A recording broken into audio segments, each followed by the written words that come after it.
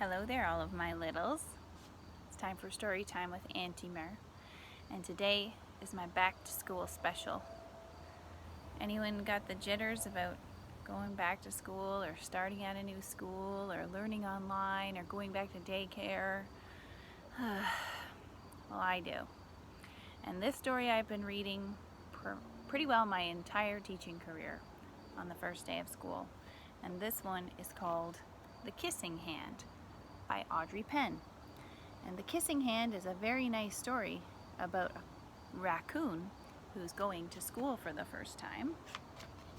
Now, it's been a little bit breezy today, so forgive me if you see everything start blowing around, but I sort of feel like I should read outside as long as I can, because for long, I don't even want to say it. There's going to be that snow falling. Okay, reading glasses are on. Chester Raccoon stood at the edge of the forest and cried. "I don't want to go to school," he told his mother. "I want to stay home with you. I want to play with my friends and play with my toys and read my books and swing on my swing. May I please stay home with you?" Mrs. Raccoon took Chester by the hand and nuzzled him on the ear. "Sometimes we all have to do things we don't want to do," she told him gently, "even if they seem strange and scary at first. But you will love school once you start."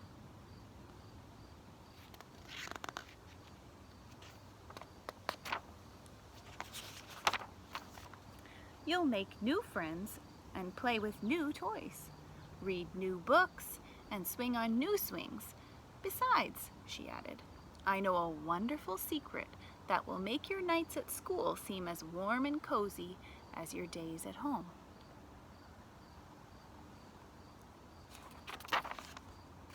Chester wiped away his tears and looked interested.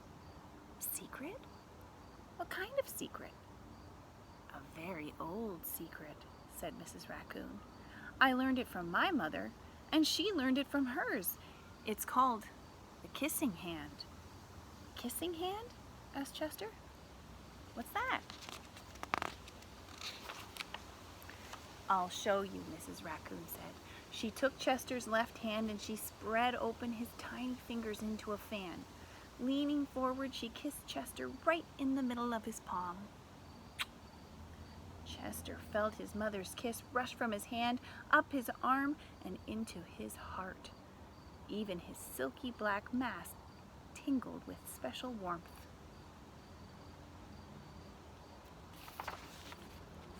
Mrs. Raccoon smiled.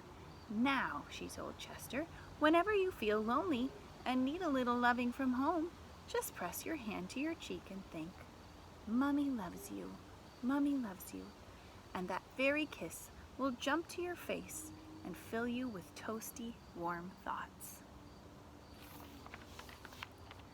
She took Chester's hand and carefully wrapped his fingers around the kiss. "Now, do be careful not to lose it," she teased him. "But don't worry. When you open your hand and wash your food, I promise the kiss will stick." Chester loved his kissing hand. Now he knew his mother's love would go with him wherever he went, even to school.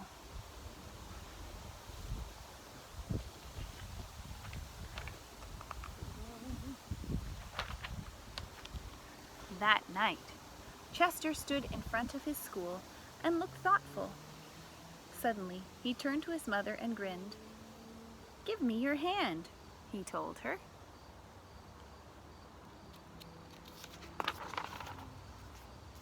Chester took his mother's hand in his own and unfolded her large, familiar fingers into a fan. Next, he leaned forward and kissed the center of her hand. "Now you have a kissing hand too," he told her. And with a gentle goodbye and "I love you," Chester turned and danced away. Mrs. Raccoon watched Chester scamper across a tree limb and enter school. And as the hoot owl rang in the new school year, She pressed her left hand to her cheek and smiled. The warmth of Chester's kiss filled her heart with his special words.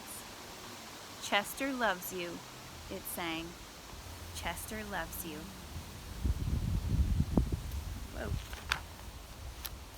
And then the last page doesn't have any words, but I always like to talk about this page.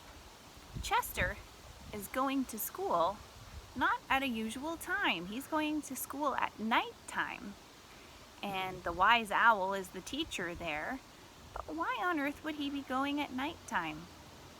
Do you think you know? Well, if you said that a raccoon is nocturnal, which means that they stay awake at night and sleep during the day, then you are correct. So that's why he has to go to school at nighttime, because he sleeps during the daytime. I hope you enjoyed the story called The Kissing Hand, and I hope that you have a wonderful first week back at all the things that we like to do to get back in our routines, and that you remember that we're all thinking of you. And you know what? If you need to have Auntie Mir in your hand too for your little kissing hand, you just can have it. So I'm going to send one to you to put in your hand. All right. Until next time, my littles, keep being good.